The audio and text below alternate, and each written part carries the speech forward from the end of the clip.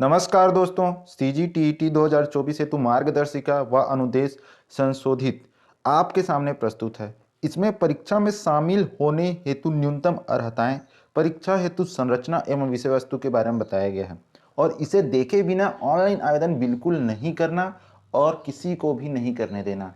यहाँ पे महत्वपूर्ण बातें हैं जो आपको जानना जरूरी है ऑनलाइन आवेदन करने से पहले। तो चलिए देखते हैं कि क्या है वो बातें और वो बिंदु।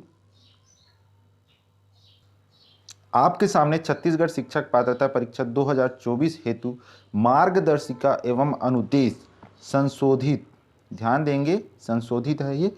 और इससे पहले भी CGTT कई बार हो चुका है, लेकिन इस बार जो निर्देशिका है और जो अनुदेश है वो आपको ध्यान में रखकर ऑनलाइन आवेदन के लिए जाना है। तो देखिए पहला इसका पृष्ठभूमि में क्या बताया गया है।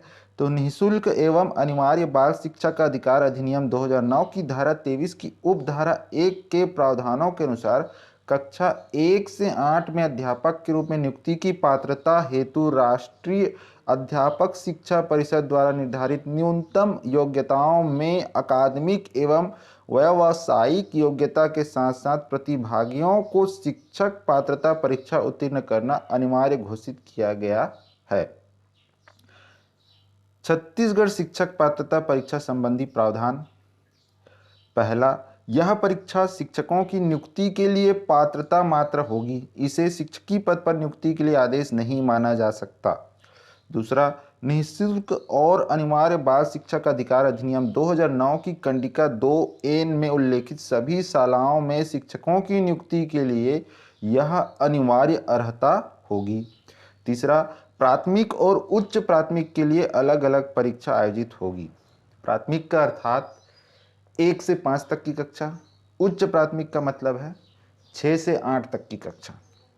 इस परीक्षा में पात्रता हेतु अभ्यर्थियों को न्यूनतम 60% अंक पाना आवश्यक होगा। पांचवा, प्रचलित नियमानुसार अनुसूचित जाति SC, अनुसूचित जनजाति ST, अन्य पिछड़ा वर्ग, गैर creamy layer OBC, non creamy layer, विशेष ध्यान देंगे नॉन क्रीमी लेयर ही OBC में पात्र हैं, 5% जो छूट है उसके लिए, तथा दिव्यांग अभ्यर्थियों को इस परीक्षा में पात्रता हेतु 5% नहीं 10%, 50% न्यूनतम अंक लाना आवश्यक होगा। सभी श्रेणी के दिव्यांग अभ्यर्थियों को आवेदन शुल्क एवं परीक्षा शुल्क में छूट की पात्रता होगी। छत्तीसगढ़ शासन स्कूल शिक्षा विभाग का आदेश क्रमांक 14/12/2011। एक बार परीक्षा उत्तीर्ण अभ्यर्थी के लिए यह वैधता आजीवन होगी। सातवां, सफल घोषित उम्मीदवार अपने अंक सुधार हेतु आगामी परीक्षा में पुनः शामिल हो सकता है। आठवां, परीक्षा में न्यूनतम निर्धारित अंक या उससे अधिक अंक प्राप्त करने की स्थिति में एक पात्रता प्रमाण पत्र जारी किया जाएगा जिसे नियुक्ति के समय प्रस्तुत करना आवश्यक होगा। बाकी अन्य अभ्यर्थियों को केवल अंक पत्रक दिया जाएगा। यह हो गया। अगला है छत्तीसगढ़ शिक्षक पात्रता परीक्षा में शामिल होने हेतु न्यूनतम अर्हताएं।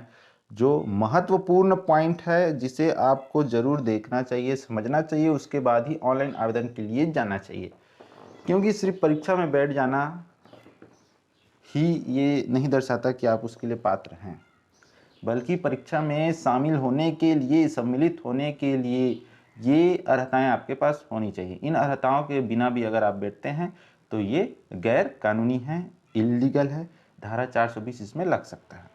तो देख सकते हैं आप यहाँ पे न्यूनतम अर्हताएं। प्राथमिक और उच्च प्राथमिक, पहले ही बताया हूँ, प्राथमिक अर्थात कक्षा 1 से 5 शिक्षक के लिए, उच्च प्राथमिक अर्थात कक्षा 6 से 8 शिक्षक के लिए। अध्यापन हेतु अलग अलग शिक्षक पात्रता परीक्षाएं आयोजित होंगी। इन परीक्षाओं के लिए न्यूनतम अर्हता इस प्रकार है।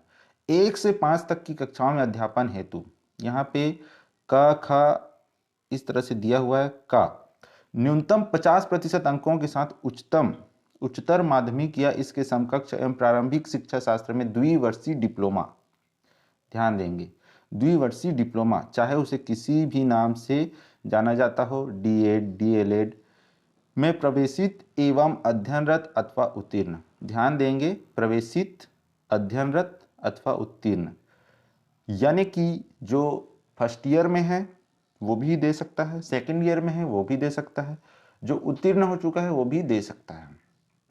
पहले क्या होता था कि जो फर्स्ट ईयर उत्तीर्ण है, सेकेंड ईयर में अध्ययनरत है, यह जो उत्तीर्ण हो चुका है वही पात्र होता था, लेकिन इसमें संशोधन हो चुका है। फर्स्ट ईयर में हो, सेकेंड ईयर में हो या उत्तीर्ण हो, पात्र हैं। ये महत्वपूर्ण बातें हैं। देखते हैं अथवा में भी दिया हुआ है जानकारी। न्यूनतम 45% अंकों के साथ उच्चतर माध्यमिक या इसके समकक्ष एवं प्रारंभिक शिक्षा शास्त्र में द्विवर्षीय डिप्लोमा, ध्यान देंगे डिप्लोमा, चाहे उसे किसी भी नाम से जाना जाता हो, राष्ट्रीय अध्यापक शिक्षा परिषद मान्यता मानदंड और क्रियाविधि अधिनियम विनियम 2002 के अनुसार हो, में प्रवेशित एवं अध्ययनरत अथवा उत्तीर्ण, अथवा न्यूनतम 50% अंकों के साथ उच्चतर माध्यमिक या इसके समकक्ष एवं 4 वर्षीय प्रारंभिक शिक्षा शास्त्र में स्नातक BA-लेड में प्रवेशित एवं अध्ययनरत अथवा उत्तीर्ण, अथवा न्यूनतम 50% अंकों के साथ उच्चतर माध्यमिक या इसके समकक्ष तथा शिक्षा शास्त्र विशेष शिक्षा में द्विवर्षीय डिप्लोमा में प्रवेशित एवं अध्ययनरत अथवा उत्तीर्ण। उच्चतर माध्यमिक का मतलब है यहाँ पर आज के हिसाब से 12वीं, अभी जो 12वीं कक्षा है उसे ही उच्चतर माध्यमिक कहते हैं, अथवा स्नातक तथा प्रारंभिक शिक्षा में द्विवर्षीय डिप्लोमा, चाहे उसे किसी भी नाम से जाना जाता हो, प्रवेशित अध्ययनरत अथवा उत्तीर्ण। ठीक है, तो सिर्फ इतने ही पॉइंट हैं कक्षा 1 से 5 शिक्षक पात्रता परीक्षा के लिए। इसके अलावा यह अर्हता न होने पर आप 1 से 5 शिक्षक पात्रता परीक्षा के लिए पात्र नहीं हैं। अगर आप परीक्षा में बैठ रहे हैं गलत जानकारी देकर तो ये गैर कानूनी है और ये धारा 420 इसमें लग सकता है। दूसरा देख सकते हैं कक्षा 6 से 8 तक की कक्षाओं में अध्यापन हेतु, कक्षा 6 से 8 तक की कक्षाओं में अध्यापन हेतु, तो यहाँ पे आप देख सकते हैं स्नातक और प्रारंभिक शिक्षा शास्त्र में द्विवर्षीय डिप्लोमा, चाहे किसी भी नाम से जाना जाता हो, प्रवेशित एवं अध्ययनरत अथवा उत्तीर्ण, अथवा न्यूनतम 50% अंकों के साथ स्नातक एवं शिक्षा शास्त्र में 1 वर्षीय स्नातक B.Ed अथवा द्विवर्षीय स्नातक B.Ed में प्रवेशित अध्ययनरत अथवा उत्तीर्ण। यहाँ पे आप ध्यान देंगे पहले वाले में डिप्लोमा भी लिखा हुआ है, तो D.Ed D.LED चाहे जिस किसी नाम से जाना जाता हो, तथा स्नातक उत्तीर्ण 6 से 8 तक की कक्षाओं में अध्यापन हेतु पात्र हैं। फिर उसके बाद अथवा में यहाँ पे 1 वर्षीय B.Ed या द्विवर्षीय B.Ed तथा स्नातक वाले भी पात्र है, लेकिन 50% अंकों के साथ, यहाँ पे स्पष्ट लिखा हुआ है 50% अंकों के साथ स्नातक प्लस B.Ed, तो इसे भी आप लोग ध्यान देंगे। उसके बाद अथवा न्यूनतम 45% अंकों के साथ स्नातक एवं शिक्षा शास्त्र में 1 वर्षीय B.Ed उत्तीर्ण अथवा द्विवर्षीय स्नातक में प्रवेशित एवं अध्ययनरत अथवा उत्तीर्ण जो इस संबंध में समय समय पर जारी किए गए राष्ट्रीय अध्यापक शिक्षा परिषद मान्यता मानदंड एवं क्रियाविधि विनियमों के अनुसार प्राप्त किया गया हो, अथवा न्यूनतम 50% अंकों के साथ उच्चतर माध्यमिक अथवा इसके समकक्ष एवं 4 वर्षीय प्रारंभिक शिक्षा शास्त्र में स्नातक BA-लेड में प्रवेशित अध्ययनरत अथवा उत्तीर्ण, अथवा न्यूनतम 50% अंकों के साथ उच्चतर माध्यमिक एवं 4 वर्षीय BA BSc-एड या BA-एड BSc-एड के अंतिम वर्ष में प्रवेशित एवं अध्ययनरत अथवा उत्तीर्ण, अथवा न्यूनतम 50% अंकों के साथ स्नातक एवं 1 वर्षीय स्नातक B.Ed अथवा द्विवर्षीय B.Ed विशेष शिक्षा में प्रवेशित अध्ययनरत अथवा उत्तीर्ण। तो ये थे न्यूनतम अर्हताएं, और ये अर्हताएं हैं तभी आप ऑनलाइन आवेदन करें, अन्यथा ना करें। अब यहाँ पे कुछ नोट है जो भी आपको जानना जरूरी है। आरक्षित श्रेणियों जैसे अनुसूचित जाति, अनुसूचित जनजाति, अन्य पिछड़ा वर्ग, गैर क्रीमी लेयर, विशेष रूप से दिव्यांग आदि के अभ्यर्थियों को अर्हक अंकों में 5% अंकों तक की छूट दी जाएगी। अर्हक अंकों में 5% अंकों तक की छूट दी जाएगी। तो ये मुख्य पॉइंट है जो आपको पता होना चाहिए 5% छूट के लिए। दूसरा देख सकते हैं यहाँ पे लिखा हुआ है अध्यापक शिक्षा शास्त्र में डिप्लोमा डिग्री पाठ्यक्रम इस अधिसूचना के संदर्भ में केवल राष्ट्रीय अध्यापक शिक्षा परिषद NCTE द्वारा मान्यता प्राप्त अध्यापक शिक्षा शास्त्र में डिप्लोमा डिग्री पाठ्यक्रम मान्य होगा। शिक्षा शास्त्र में डिप्लोमा विशेष शिक्षा और B.Ed विशेष शिक्षा के लिए केवल भारतीय पुनर्वास परिषद रिहेबिलिटेशन काउंसिल ऑफ इंडिया द्वारा मान्यता प्राप्त पाठ्यक्रम मान्य होगा। विशेष अनिवार्य प्रशिक्षण प्राप्त करना, वह व्यक्ति जिसके पास D.Ed विशेष शिक्षा या B.Ed विशेष शिक्षा की योग्यता है उसे नियुक्ति के बाद प्रारंभिक शिक्षा शास्त्र में NCTE द्वारा मान्यता प्राप्त 6 माह का विशेष प्रशिक्षण प्राप्त करना आवश्यक होगा। ऊपर निर्दिष्ट न्यूनतम योग्यताएं भाषा, सामाजिक अध्ययन, सामाजिक विज्ञान, गणित विज्ञान इत्यादि के शिक्षकों के लिए लागू हैं। शारीरिक शिक्षा के शिक्षकों के संबंध में NCTEB नियम दिनांक 3 नवंबर 2001 समय समय पर यथा संशोधित।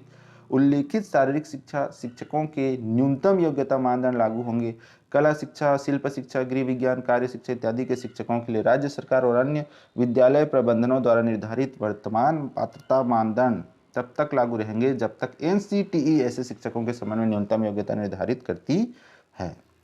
अगला पॉइंट, NCTE अधिसूचना दिनांक 29 जुलाई 2011 में वर्णित किसी भी अध्यापक शिक्षा पाठ्यक्रम NCTE अथवा RCI द्वारा मान्यता प्राप्त जैसा भी मामला हो को करने वाला व्यक्ति CGTT में शामिल होने के लिए पात्र होगा।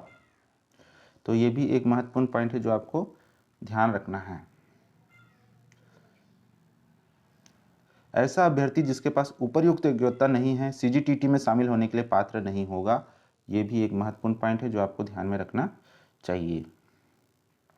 अभ्यर्थी को आवेदन करने से पहले अपनी योग्यता से पूर्णतया संतुष्ट होना चाहिए और यदि वह दिए गए योग्यता मानदंड के अनुसार आवेदन के लिए योग्य नहीं है तो इसके लिए वह स्वयं व्यक्तिगत रूप से जिम्मेदार होगा। इस ओर ध्यान दिया जाए कि यदि किसी अभ्यर्थी को CGTT में बैठने की अनुमति दे दी गई है तो इसका यह अर्थ नहीं लिया जाए कि अभ्यर्थी की पात्रता प्रमाणित हो गई है। इससे अभ्यर्थी को नियुक्ति के लिए कोई अधिकार नहीं मिलता है। पात्रता संबंधी भर्ती एजेंसी नियोक्ता प्राधिकारी द्वारा अंतिम रूप से प्रमाणित किया जाएगा।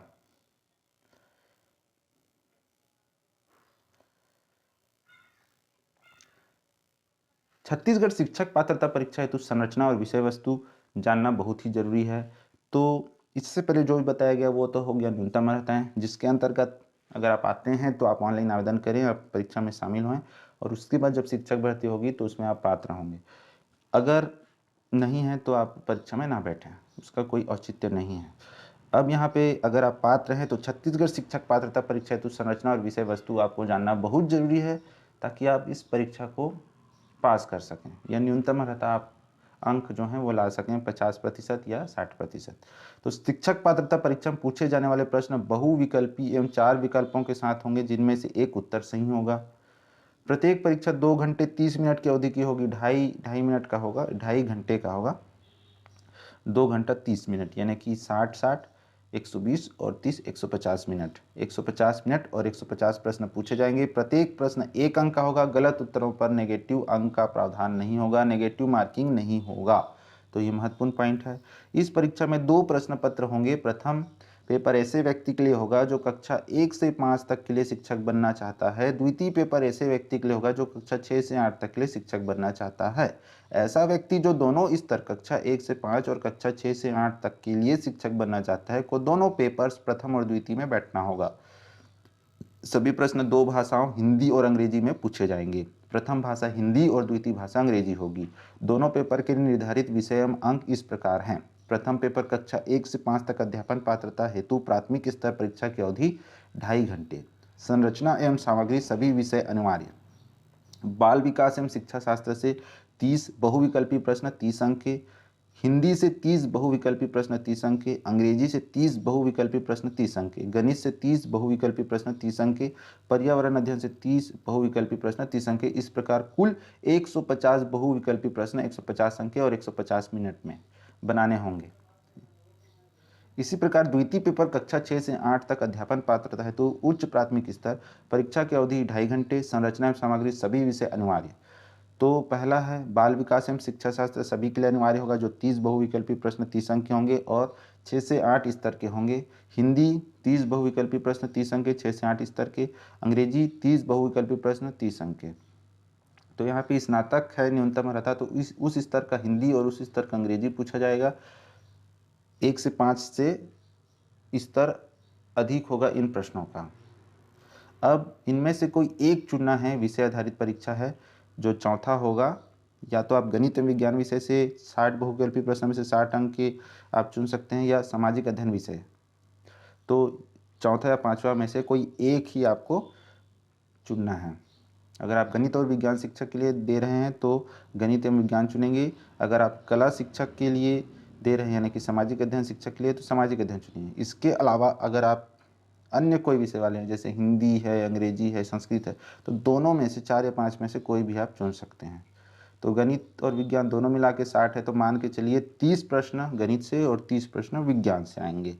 और सामाजिक अध्ययन चुन रहे हैं तो पूरे 60 प्रश्न सामाजिक अध्ययन से, यानी कि सामान्य अध्ययन, सामान्य ज्ञान जैसे प्रश्न होंगे उसमें, इतिहास, भूगोल, संविधान वगैरह वगैरह।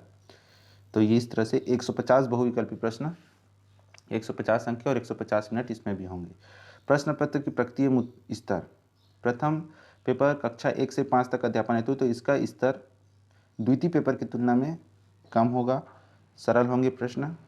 तो यहाँ पे ये सब दिया हुआ है, देख सकते हैं आप लोग, बता दिया गया है 1 से 5 के लिए किस तरह से आपको पूछा जाएगा। 6 से 11 आयु वर्ग के बच्चों के शैक्षिक मनोज्ञान और उनके सीखने सिखाने की प्रक्रिया आदि की जानकारी पर आधारित प्रश्न होंगे बाल विकास वाले। इसी प्रकार हिंदी और अंग्रेजी और गणित के प्रश्न होंगे, पर्यावरण के प्रश्न होंगे।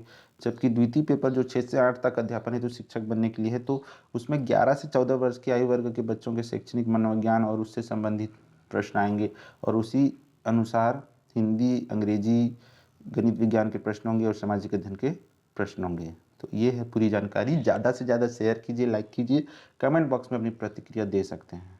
धन्यवाद।